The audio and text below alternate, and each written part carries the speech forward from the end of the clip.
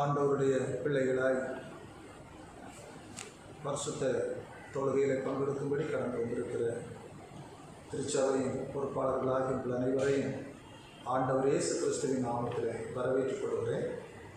இந்த தொழுகையின் துவக்கத்திற்காக விசுவாச கீதங்களில்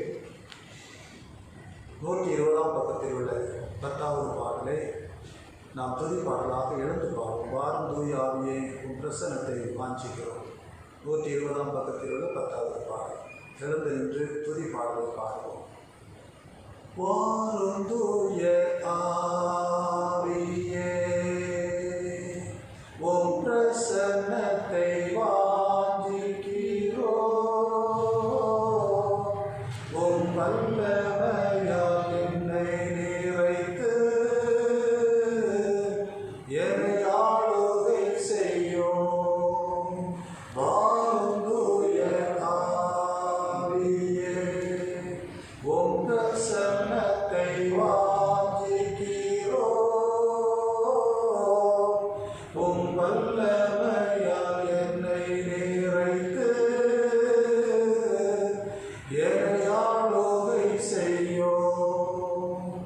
ஜீவ தண்ணீர் நீரே தாகம் தீர்க்கும் ஊற்றே, ஆலோசனை கர்த்தரே என்னை ஆளுகை செய்யும். ஜீவ தண்ணீர் நீரே தாகம் தீர்க்கும் ஊற்றே, ஆலோசனை கர்த்தரே என்னை ஆளுகை செய்யும். வாரும் தூய ஆவியே உம் பிரசன்னத்தை வாஞ்சிக்கிறோம். உம் வல்லமையால் என்னை நிறைத்து என்னை ஆளுகை செய்யும். ஆமென். நம்முடைய பிதாவாகி தேவனாலும் கர்த்தராகி இயேசு கிறிஸ்துவினாலும் உங்களுக்கு கிருபையும் சமாதானமும் உண்டாவதாக. பூமியின் குடிகளே, எல்லாரும் கர்த்தரை கம்பீரமாய் பாடுங்கள். மகிழ்ச்சியோட கர்த்தருக்கு ஆராதனை செய்து ஆனந்த சத்தத்தோடு அவர் சந்நிதி முன்பாருங்கள். தேவன் ஆவியாய் இருக்கிறார். அவரை தொழுது கொள்கிறவர்கள் உண்மையோடும் ஆவியோடும் அவரை தொழுது கொள்ள வேண்டும். நம்மை உண்டாக்கிற கர்த்தருக்கு முன்பாக நாம் பணிந்து குனிந்து முழங்கால் படியிட கடவோம். வாருங்கள் ஜெபம் செய்வோம். எங்களை அளவில்லாமல் நேசிக்கிற மகா பரிசுத்தமுள்ள நல்ல ஆண்டவரே, அற்பர்களாகி எங்களுக்கு ஜீவன் சுதந்திரம் தந்து எங்கள் ஆயுள் காலங்களை பெருகப்படுகிற பரமபிதாவே, இந்த அருமையான 7வது மாதத்தின் முதலாம் ஓய்வு நாளுக்கு முந்தைய இந்த ஆயத்த நாளுக்காக நன்றி சொல்கிறோம். உங்களுடைய பிள்ளைகளாகி நாங்கள் இந்த நாளிலும் திருச்சபை பொறுப்பாளிகளாய் கொண்டு கூடவும் எங்கள் ஆண்டவருக்கு ஆராதனை செய்யவும் சபை மக்கள் இல்லங்களிலிருந்து இந்த தொழுகையை பங்கெடுக்கவும் ஆண்டவர் கிருபை தந்தை உமக்கு துதி செலுத்துகிறோம். உங்களுடைய நாமத்தினால் நாங்கள் ஒன்று கூடும்போது ஆண்டவர் எங்கள் நடுவரே எழுந்தருளை எங்களை ஆசீர்வதிக்கிறவர். இந்த நாளிலும் கர்த்தர் எங்கள் நடுவரே கடந்து வந்திருக்கிற அன்புக்காக துதிக்கிறோம். ஆண்டவரை சில மாதங்களுக்கு பிற்பாடு ஆலயத்தை திறந்து ஆராதனை செய்கிற சாக்கியத்தை தந்தை உமக்கு ஸ்தோத்திரம். இந்த தொழுகையில் தேவ ஆவியானவர்களை நிரப்புவீராக. ஆவியோடு கருத்தோடு ஆராதிக்க கிருபைத்தார். ஒவ்வொரு பகுதியினுடைய மகிமை வெளிப்பட்டு கர்த்தாவே, உங்களுடைய திருக்கரத்தின் வல்லமை நாங்கள் காணவும் உங்களுடைய கரத்தின் ஆசீர்வாதத்தை சுதந்திரித்துக் கொள்ளவும் கர்த்தர் எங்களுக்கு ஒரு மனதை தந்தவர்கள். திருக்கரத்திலே ஒப்புக் கொடுத்து ஆரம்பிக்கிறோம். தடைகளை மாற்றும் மகிமை மக்கே வரட்டும். ஆண்டவர் மீட்பரும் ஆகிய இயேசு ரட்சகர் நாமத்தில் ஜெபிக்கிறோம். ஜெபம் கேளும் ஜீவனுள்ள நல்ல பிதாவே, ஆமென். நாம் யாவரும் எழுந்து கீர்த்தனை பாடல்களில் 65வது பாடல், அருள்பணி பாடல்களில் 30வது பாடல் சர்வலோகாதிபா நமஸ்காரம் சர்வ சிருஷ்டிகனே நமஸ்காரம். இந்த பாடலை நாம் எழுந்து பார்ப்போம். सर्वलोकाधिपा नमस्कारं सर्वसृष्टि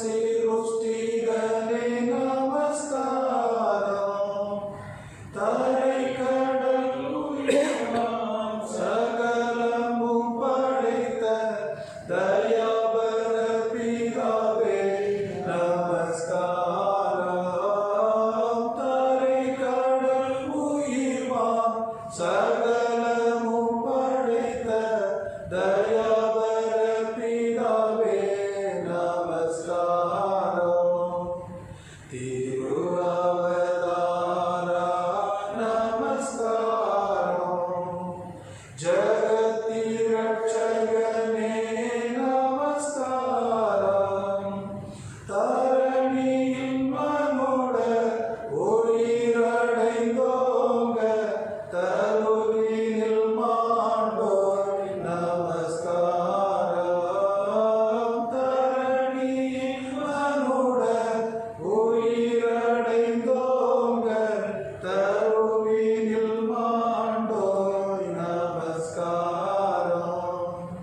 பரிசுத்த ஆவி நமஸ்காரம். பரம சத்குருவே நமஸ்காரம்.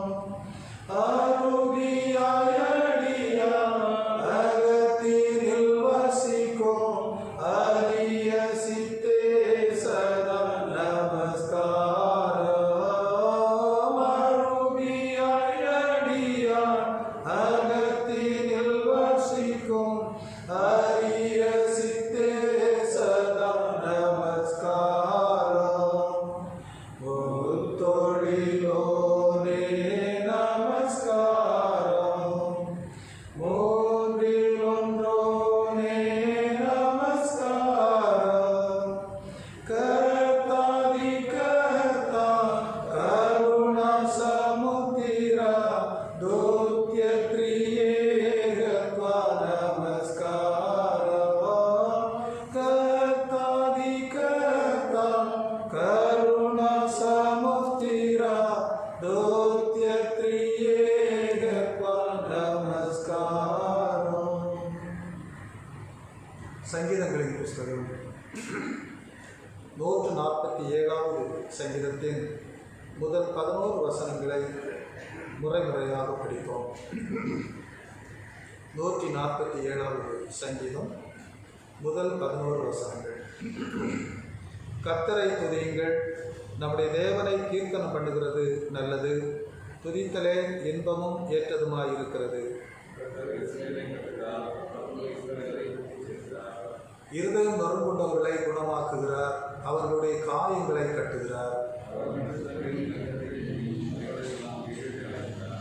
நம்முடைய ஆண்டவர் பெரியவரும் மகா பலமுள்ளவருமாயிருக்கிறார், அவருடைய அறிவு அளவில்லாதது.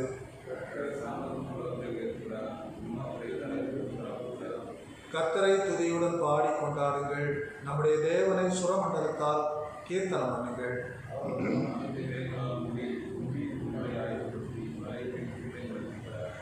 அவர் மிருக ஜீவன்களுக்கும் கூப்பிடுகிற காக்கை குஞ்சுகளுக்கும் ஆகாரம் கொடுக்கிறார். சேர்ந்து படிப்போம். தமக்கு பயந்து தமது திருவிழி காத்திருக்கிறவர்களுடைய கர்த்தர் பிரியமாயிருக்கிறார். பிதாவுக்கும் குமாரனுக்கும் பரிசுத்த ஆவிக்கும் மகிமை உண்டாவதாக. ஆதியிலும் இப்பொழுதும் எப்பொழுதுமான சதா காலங்களிலும் மகிமை உண்டாவதாக.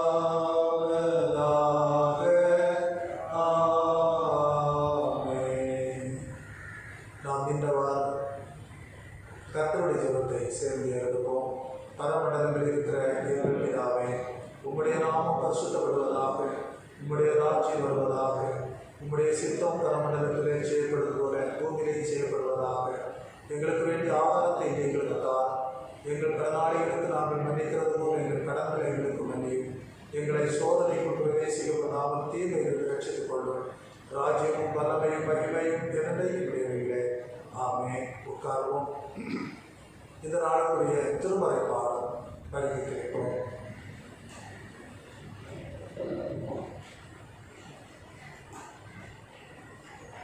இதில் வரையலாம்.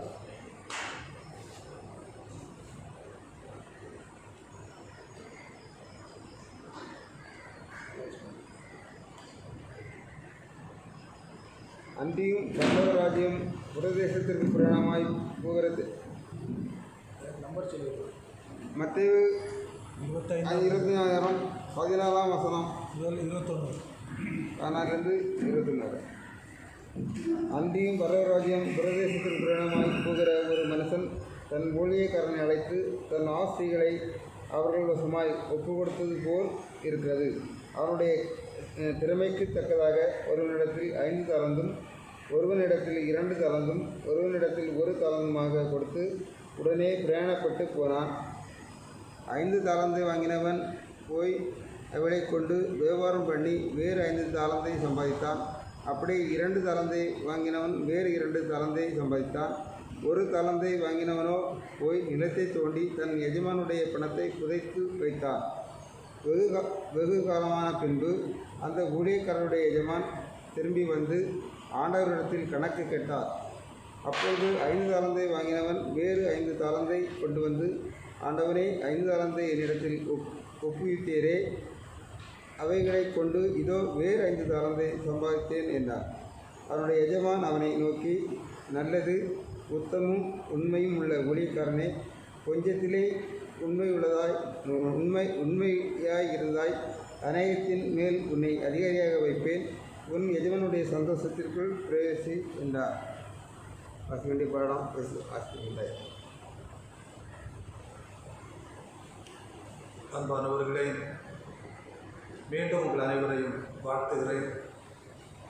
நெருக்கடி காலங்கள், ஆலயம் திறக்க முடியாத காலச்சூழல்கள், இவற்றின் மத்தியிலும் திருச்சபையின் பொறுப்பாளிகளாகி நாம் அசதியாக இல்லாதபடிக்கு ஆண்டவருடைய ஆலயம் எப்போது திறக்கும், திறப்பதற்கு எப்போது வழி கிடைக்கும் என்ற ஆவலோடு ஆயத்தத்தோடு நாம் எல்லாரும் காத்திருந்து இந்த காலங்களை பெற்றுக்கொள்ள ஆண்டவர் அனுக்கிரகம் செய்தார். ஆலயம் திறக்க முடியாத நிலைகளிலும் நாம் சபை மக்களுக்காக ஒவ்வொரு ஓய்வு நாளிலும் கூடி ஜெபித்து ஆராதிக்க ஆண்டவர் கிருபை தந்தார். நம்முடைய திருப்பணிகளை கர்த்தர் கவனிக்கிறார். இந்த நாளிலும் அரசு ஆணை சற்று அனுகூலமாக கிடைத்தபடியினாலே சில மாதங்களுக்கு பிற்பாடு ஆலயத்தை திறந்திருக்கிறோம். தொடர்ந்து சபை மக்கள் எல்லாரும் வந்து ஆராதிப்பதற்கு ஆண்டவர் அருள் புரியட்டும். அதற்காக நாம் ஜெபித்துக் கொள்வோம். இந்த நாளுக்குரிய தியானத்துக்கு நேராக நம்முடைய சிந்தையை திருப்புவோம்.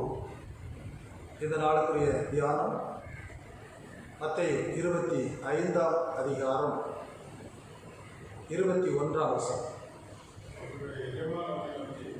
நல்லது, உத்தமும் உண்மையும் ஊழியக்காரனே, கொஞ்சத்தில் உண்மையாக இருந்தால் அநேகத்தின் மேல் உன்னை அதிகாரியாக வைப்பேன், உன் எஜமானுடைய சந்தோஷத்திற்குள் பிரவேசினான். அவனுடைய எஜமான் அவனை நோக்கி, நல்லது, உத்தமும் உண்மையுள்ள ஊழியக்காரனே, கொஞ்சத்திலே உண்மையாயிருந்தாய், அநேகத்தின் மேல் உன்னை அதிகாரியாக வைப்பேன், ஒரு எஜமானுடைய சந்தோஷத்திற்குள் பிரவேசி என்றார். இந்த உவமையை நாம் அநேக முறைகள் படித்திருக்கிறோம். அநேக நிலைகளில் நாம் இதை சிந்தித்திருக்கிறோம். பொறுப்பாண்மை என்ற சொல் இன்றைக்கு பிரபலமான ஒரு சொல்லாக இருக்கிறதை நாம் பார்க்க முடியும். இந்த பொறுப்பாண்மை என்ற சொல் திருமறையிலே ஆழமான கருத்துக்களை தருகின்றதை நாம் பார்க்கலாம். இங்கே ஒரு எஜமான் சிலருக்கு பொறுப்புகளை கொடுத்தார் என்பது இந்த பகுதியில் நாம் கண்டுகொள்கிற உண்மை. அந்த ஆழமான கருத்து என்னவென்றால், அவர் இங்கே சொல்லும்போது தன்னுடைய ஆஸ்திகளை, அந்த பகுதிகளை நாம் படிக்கும்போது 14வது வசனத்தில் நாம் பார்க்கிறோம், பரலோக ராஜ்யம் பிரதேசத்துக்கு பிரயாணமாய் போகிற ஒரு மனுஷன் தன் ஊழியக்காரர்களுக்கு தன் ஆஸ்திகளை அவர்கள் வசமாய் ஒப்புவித்தது போல் இருக்கிறது. எஜமானர் ஒருவர், பணியாளர் சிலர்.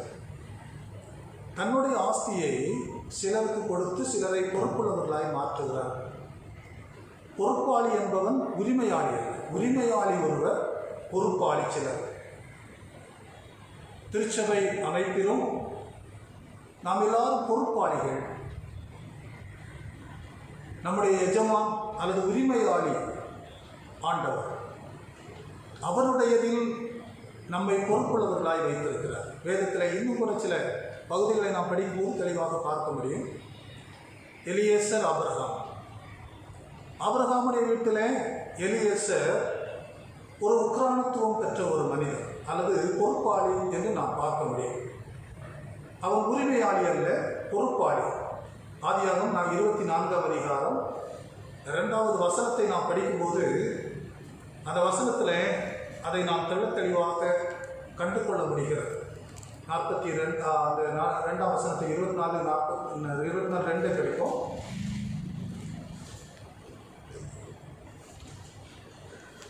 ஆதியாகமம்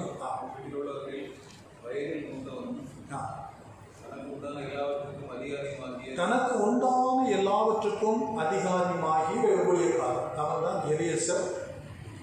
இங்கே ஆபிரகாம் எஜமான், அவர்தான் உரிமையாளர்.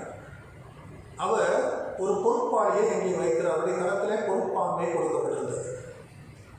அந்த அவருடைய ஆஸ்திகளுக்கெல்லாம் பொறுப்பு, அவருடைய ஊழியக்காரர்களுக்கெல்லாம் பொறுப்பு, அனைத்திலும் அவர் பொறுப்பாளியாக வைக்கப்பட்டார். அவர் உரிமையாளி அல்ல.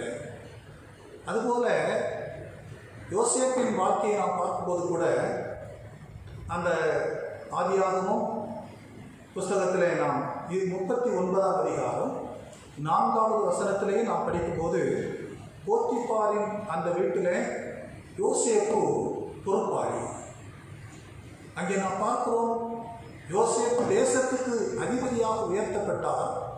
ஆனால் முதலாவது அவர் அடிமையாக இருந்த அவர் ஒரு போத்திபாரின் வீட்டிலே பொறுப்பாளியாக நியமிக்கப்பட்டார். தனக்கு உண்டான எல்லாவற்றையும் அந்த போத்திபார் இந்த யோசேப்பின் கையில் ஒப்பித்திருந்தார்.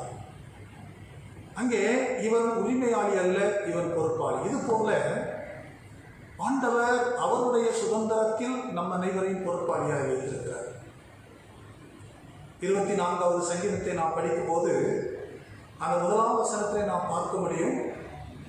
பூமியும் அதன் நிறைவும் உலகமும் அதில் உள்ள குடிகளும் கர்த்தருடையது. எல்லாம் கர்த்தருடையது. அவர்தான் உரிமையாளி. நாம் எல்லாரும் பொறுப்பாளிகள். அந்த ஆதியாகமம் 2ஆம் அதிகாரத்தில் நாம் படிக்கும்போது ஆண்டவர் இந்த மனிதனுடைய கரத்தில் இந்த பூமியை கொடுத்து விட்டு சொல்லுகிறார், இதை பண்படுத்து பாதுகாத்துக்கொள். 15ஆம் வசனத்தில் 2ஆம் அதிகாரம் 15ஆம் வசனத்தை நாம் படிக்கிறோம். கர்த்தர் அழைத்து கொண்டு போய் அதை பண்படுத்தவும் காக்கவும் வைத்தார். இவன் பண்படுத்துவதற்கும் காப்பதற்கும் பொறுப்பாளியாய் நியமிக்கப்படுகிறான். உரிமையாளி ஆண்டார். அதுபோல திருச்சபை என்ற திராட்சை தோட்டம் கர்த்தருடையது. இது அவருடைய சரீரம். இதுக்கு பேஸ்மெண்ட் அடிப்படை அவர்தான் அடித்தளம். அவர் மேல் கட்டப்பட்ட இந்த திருச்சபைக்கு அவரே உரிமையாளி. நாம் எல்லாரும் பொறுப்பாளிகள். இந்த பொறுப்பாளிகள் செய்ய வேண்டியது என்ன? ஆண்டவர் இந்த பொறுப்பாளத்தில் எதிர்பார்ப்பது என்ன? அல்லது இந்த பொறுப்பாண்மை அல்லது உரிமையாளி என்ற நிலையிலே ஆண்டவர் பொறுப்பாளர்களாகி நமக்கு கற்றுத்தருகிறது என்ன? அந்த பகுதிக்குள்ளே சில உண்மைகளை நாம் படிக்க முடியும். இந்த மத்திய 25ஆம் அதிகாரம் 18ஆம் வசனம் 16ஆம் வசனங்களை படிக்கும்போது பகிர்ந்தளிக்கிற எஜமானை நாம் இங்கே பார்க்க முடியும். அந்த 18வது வசனத்தையும் 16வது வசனத்தை கூட நாம் படிப்போம்.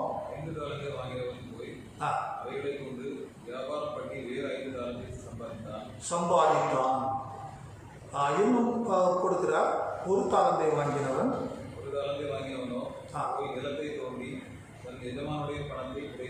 ரெண்டு பேரை நாம் பார்க்கிறோம். 5 தாளந்தை வாங்கினவன், அதற்கு அடுத்த 17ஆம் வசனத்தில் 2 தாளந்தை வாங்கினவன், 18ஆம் வசனத்தில் 1 தாளந்தை வாங்கினவன். 3 பிரிவினரை நாம் பார்க்கிறோம். இந்த உரிமையாளி சிலருடைய கரங்களிலே பொறுப்புகளை ஒப்புக் கொடுக்கிறார். பொறுப்புகளை ஒப்புக் கொடுக்கிற அந்த எஜமான் அவர் உரிமையாளியாக இருக்கிறபடினால் அவருடைய விருப்பத்தின்படி அவருடைய அந்த மக்களுடைய திறமைக்கு தக்கவாறு பிரித்து கொடுக்கிறார். இப்போது அதை பதுக்குவதற்கு மனிதனுக்கு பொறுப்பாளிக்கு அதிகாரம் இல்லை. அதை பகிர வேண்டும். அங்கே நாம் பார்க்கிறோம், பதுக்கல் அல்ல பகிர்தல். பொறுப்பாளிகளாகி நாம் பதுக்கி வைப்பதல்ல, பகிர்வது நம்முடைய கடமை. அதை அவர் அந்த பூமியிலே நமக்கு கற்றுப்படுகிறார்.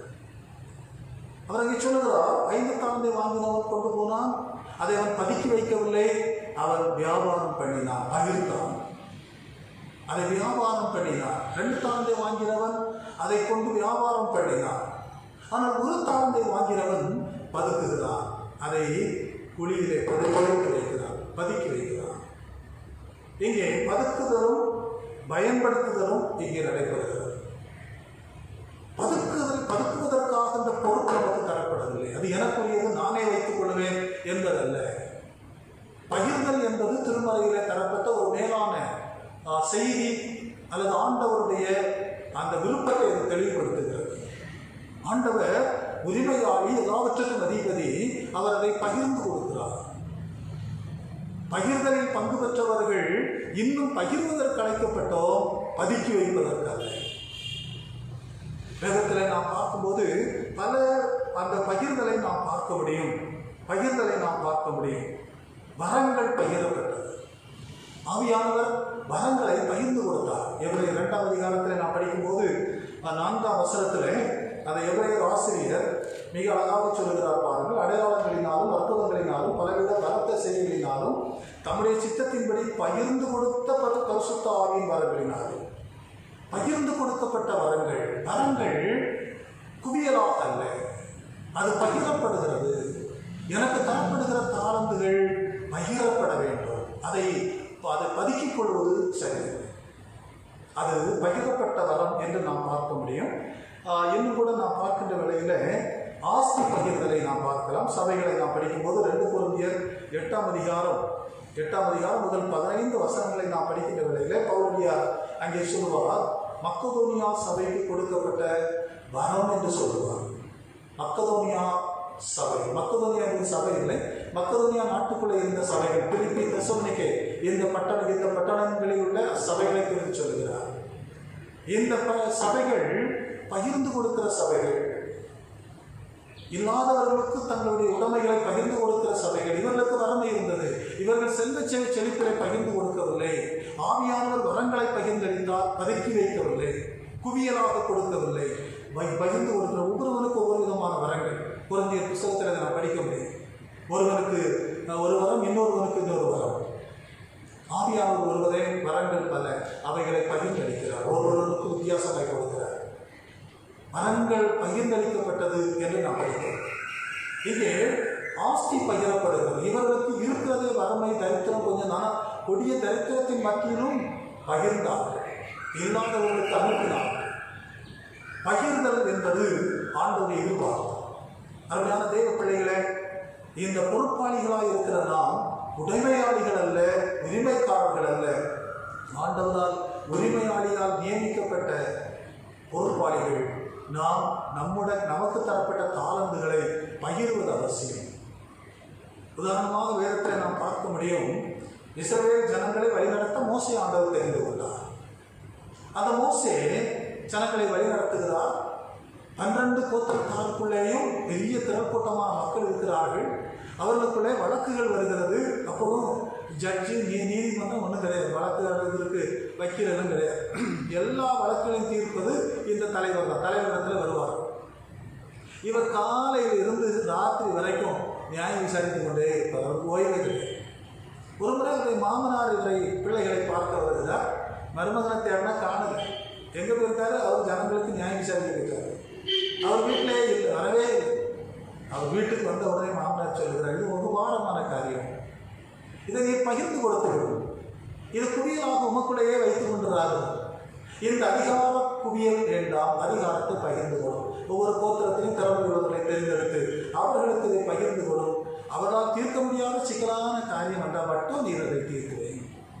அதனால் தேவ பிள்ளைகளே, வேதம் முழுவதிலும் பகிர்தல் என்ற அந்த செய்தி சொல்லப்பட்டிருக்கிறதை நாம் பார்க்க முடியும்.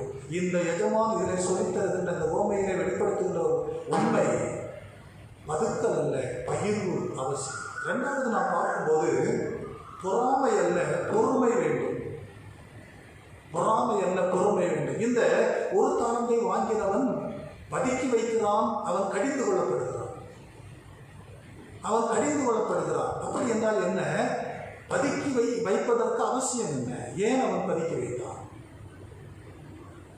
அதற்குரிய ஒரு தெளிவான சிந்தனை அல்லது விளக்கம் வேதத்திலே சொல்லப்படவில்லை. ஆனால் இப்படி நாம் எடுப்பதற்கு ஒரு வாய்ப்பாக இருந்தது. பொறாமை. அவருக்கு 5 தாலந்து கொடுத்துருக்காரு, இவனுக்கு 2 தாலந்து கொடுத்துருக்கிறாரு, எனக்கு இப்போ 1 தாலந்து தந்திருக்காரு, இதை வச்சு நான் ஏன் பண்ணிட்டு அவன் கொடுத்தவரை கேட்டு போட்டு இதை நான் முடிச்சு வச்சுருக்கேன். அவர் கேட்கச்சில் தூக்கி அவர் மேலே மூஞ்சியில் போட்டு பொறாமையினாலே அவர் பொறுமை இழந்து இருக்கிறதை நான் பார்க்க முடியும்.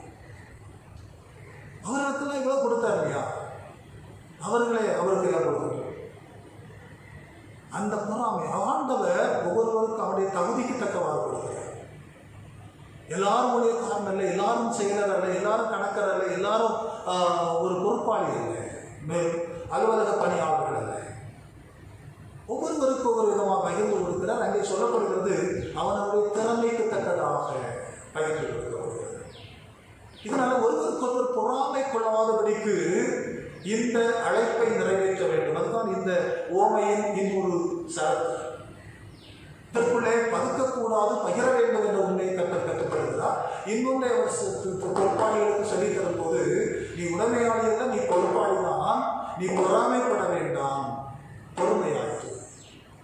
இந்த 5 தாலந்தை வாங்கினவர் பொறுமையாக உணர்ந்தான், யோசித்தான், இதை நான் கொண்டு வியாபாரம் பண்ண வேண்டும், இதை நான் பயன்படுத்த வேண்டும். 2 தாலந்தை வாங்கினவனும் பொறுமையாக தன்னுடைய கடமைகளை செய்தாங்க. அவர் ஒரு நாள் எஜமான் வருவார், அவர் ஒரு நாள் வந்து என்னிடத்தில் கணக்கு கேட்பார், நான் அவருக்கு உண்மையாக இருக்க வேண்டும், அவருக்கு என்னுடைய நான் வாங்கி கொண்டதில் லாபமானதை நான் கொடுக்க வேண்டும். ஆனால் இவன் பொறுமை இழந்து பொறாமையினால் நிறைந்திருந்தான்.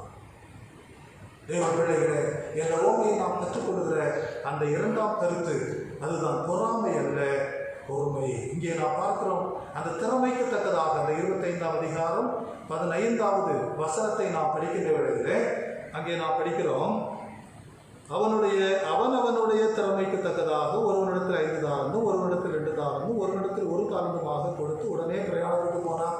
இவர்கள் எல்லாரும் அவருடைய ஊழியக்காரர்கள், அந்த எஜமானுக்கு கீழே வேலை செய்கிறவர்கள். அதனால் அந்த எஜமானுக்கு இந்த ஊழியக்காரர்களுக்கு நன்றாய் தெரியும் யார் இடத்துல எவ்வளவு கொடுத்தா இவன் சரியாக செய்வான். அவர்கள் அந்த திறமைகளை அறிந்திருந்தார்கள். எனவே அந்த திறமைகளை பார்த்து அவருடைய கரத்திலே கொடுக்கிறார். அந்த பொறுப்புகளை அவனுடைய திறமையை கவனித்து அவருடைய கரத்திலே கொடுக்கிறார். எனவே வாங்கி கொண்டவர்கள் பொறுமையாக அதை சரியாக பயன்படுத்த வேண்டும். 1 தாலந்தை வாங்கினவன் அதை சரியாக பயன்படுத்தவில்லை, பொறுமை இழந்து விட்டான். 24வது வசனத்தை நாம் படிக்கும்போது அந்த 24வது வசனத்தை 1 தாலந்தை வாங்கினவன் வந்து, ஆண்டவரே, நீர் விதைக்காத இடத்துல அறுக்கிறவரும் தெளிக்காத இடத்துல சேர்க்கிறவருமான கடினமுள்ள மனுஷன் என்று அறிவேன். அந்த பொறுமை இழந்தவன் பேசுகிறதை பார்க்கிறோம். 5 தாலந்தை 2 தாலந்தை வாங்கினவர்கள் வந்து சொன்னார்கள் பொறுமையாக, ஐயா நீங்கள் 5 தாலந்து தந்தீங்க, இன்னும் 5 தாலந்தை சம்பாதிச்சிருக்கிறேன் ஐயா. 2 தாலந்தை வாங்கினவன் சொன்னா, ஐயா நானும் 2 தாலந்தை சம்பாதிச்சிருக்கிறேன். ஆனால் 1 தாலந்தை வாங்கினவனோ பொறுமை இழந்தவனாய் பேசுகிறான். பொறுமை இழந்தவனாய், நீ விதைக்காத இடத்துல அறுக்க கடினமான மனுஷன், உரிமையாளியை குறை சொல்கிறேன். அந்த மனப்போக்கு இங்கே வந்துவிடுகிறதை நாம் பார்க்கிறோம். அப்படி என்றால் அதை செயல்படுத்தாத பொறாமை உள்ளவர்கள் அந்த உரிமையாளியையே நாம் குறை பேச ஆரம்பித்து விடுகிறோம். கடினமானவர் நீர், பட்சவாதம் உள்ளவர் நீர், அவர் திறமையை பார்த்து தந்திருக்கிறார், என்னுடைய திறமை இவ்வளவுதான் என்று அதை ஏற்றுக்கொள்வதும் அதை சரியாக பயன்படுத்துவதும் அவசியம். அந்த பொறுப்பாளி அதை செய்யவில்லை என்பதை நாம் இங்கே பார்க்கிறோம்.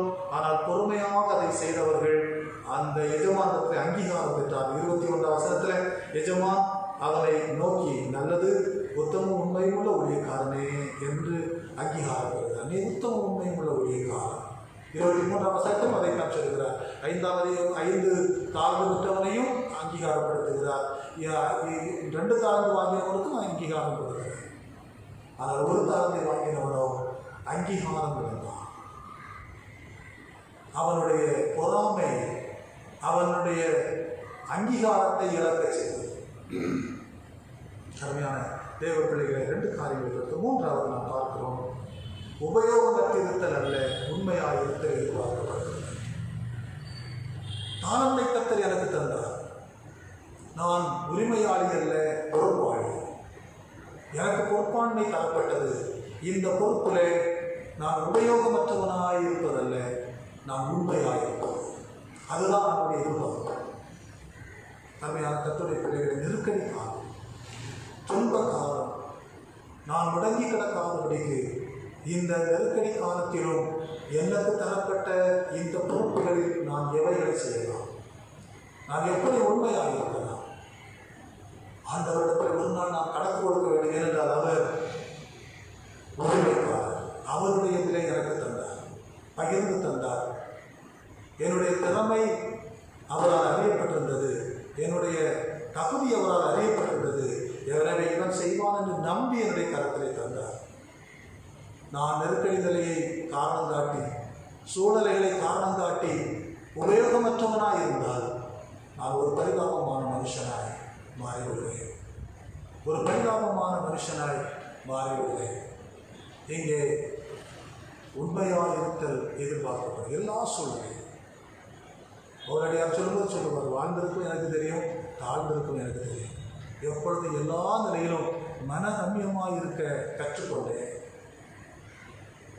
அருமையான தேவ பிள்ளைகளே, சூழ்நிலைகள் மாறி மாறி வரலாம், ஆனால் என் ஆண்டவர் மாறமாட்டார். அவர் கவனிக்கிறார். எப்போதும் ஒரு மனிதனுடைய வாழ்க்கையில் அனுகூலம் அல்ல, சில பிரதிகூலங்களையும் ஆண்டவர் அனுமதிக்கிறார். அனுகூலத்தில் சந்தோஷப்படுகிற நாம் பிரதிகூலத்திலே ஆண்டவருக்கு நன்றி சொல்கிறவர்களாக இருக்கிறோம், உண்மையாக இருக்கிறோம். இங்கே உபயோகமற்றிருத்தல் அல்ல, உண்மையாக இருக்கிற 30 வசனத்தை நாம் படிப்போம். 30 வசனம்.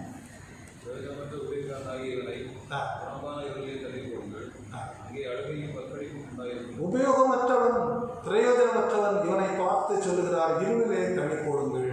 இவனுக்கு நான் நம்பி கொடுத்தேன், இவன் திறமையை அறிந்து கொடுத்தேன், அவனை உபயோகப்படுத்தவில்லை. எனவே இவன் பிரயோஜனமற்ற ஊழியக்காரன், இவனுக்கு நன்மை இல்லை, தீமை கொடுங்கள். 23 வசனத்தில் படிக்கிறோம், அவனுடைய எஜமான் அவனை நோக்கி, நல்லது உத்தமும் உண்மையுள்ள ஊழியக்காரனே, கொஞ்சத்தில் உண்மையாக இருந்தாய், அநேகத்தின் மேல் உன்னை அதிகாரியாக வைப்பேன். இங்கே நாம் தெளிவாக பார்க்கிறோம், உண்மையாக இருக்கிறவன் உயர்த்தப்படுகிறான், உபயோகமற்றவன் புறம்பான ஈவிலே தள்ளப்படுகிறான். ஆண்டவர் எல்லாவற்றையும் கவனிக்கிறவர், அவர் உரிமைக்காரர், நாம் பணியாளர்கள், நாம் பொறுப்பாளர்கள். பொறுப்பாக நம்மை வைத்திருக்கிறார். அவருடைய மந்தையின் மேல் பொறுப்பாக வைத்திருக்கிறார், அவருடைய சுதந்திரத்தின் மேல் பொறுப்பாக வைத்திருக்கிறார். எல்லாருக்கும் இந்த பொறுப்பு கொடுக்கப்படவில்லை. நம்முடைய திறமையை அவர் பார்த்தார், நாம் இதற்கு தகுதி என்றவரை அவர் உணர்ந்தார், அறிந்தார். எனவே சிறிதும் பெரிதுமான பொறுப்புகளை நம்முடைய கரத்திலே தந்தார். இவைகளை நாம் பகிர்ந்து கொடுத்து இந்த பணியை செய்யும்போது, அதை நான் பொறாமை இல்லாமல் பொறுமையோடு செய்யும்போது, அதை நான் உண்மையாய் செய்யும்போது, அதனுடைய பல மிகுதி உண்மையுள்ளவர் பரிபூர்ண ஆசீர்வாதங்களை தருவார். அருமையான தேவ பிள்ளைகளே, நமக்கு தரப்பட்ட எந்த பொறுப்பாக இருக்கட்டும், ஒருவேளை திருச்சபை பொறுப்புத்தான் என்பதல்ல, உலகத்தில் சில பொறுப்புகள், ஏன் ஒரு குடும்பத்தில் ஒரு குடும்ப தலைவன் என்ற பொறுப்பு, ஒரு மனைவிக்கு கணவன், சில பிள்ளைகளுக்கு தகப்பன், சில மருமக்களுக்கு மாமனார், சில பேர குழந்தைகளுக்கு தாத்தா பாட்டி, இப்படிப்பட்ட சில பொறுப்புகள் நமக்கு இருக்கிறது. இங்கே சமநிலை பிரமாணம், எல்லா பிள்ளைகளுக்கும் நாம் பகிர்ந்து கொடுக்க வேண்டும். சில பெற்றோர் செய்கிற தவறு, ஒரு பிள்ளை கொண்டு இன்னொரு பிள்ளை கொண்டு ஆண்டவர் விரும்பவில்லை. பகிர்ந்து கொடுப்பதிலே நியாயம் வேண்டும், பொறாமை அல்ல, பொறுமை உண்டு. உண்மையாய், உபயோகப்பட்டவர்களாய் அல்ல, உண்மையாக இருக்க வேண்டும். ஆண்டவர் நம்மளுக்கு எதிர்பார்க்கிறார். எனவே இந்த ஓமை மூலமாக கற்றுத்தருகிற இந்த காரியங்களை மனதில் கொண்டு நாம் ஆண்டவருடைய பிள்ளைகளாக இந்த நாட்களிலும் வாழுவோம். நமக்கு தரப்பட்ட இந்த பொறுப்பாண்மையை சரியாக பயன்படுத்துவோம். திருச்சபை மக்களுக்காக, அடைக்கப்பட்ட திருப்பணிகளுக்காக நாம் ஜெபிக்க வேண்டும். அந்த திருப்பணிகளை நாம் பொறுப்பாளிகளாய் செய்து கர்த்தருக்கு மகிமை சேர்ப்போம். ஆண்டவர் வார்த்தைகளால் நம்மை ஆசீர்வதித்தோம். நாம் யாவரும் எழுந்து நம்முடைய விசுவாசத்தை அப்போஸ்தலர் விசுவாச பிரமாணத்தின் வழியாக அறிக்கை செய்வோம்.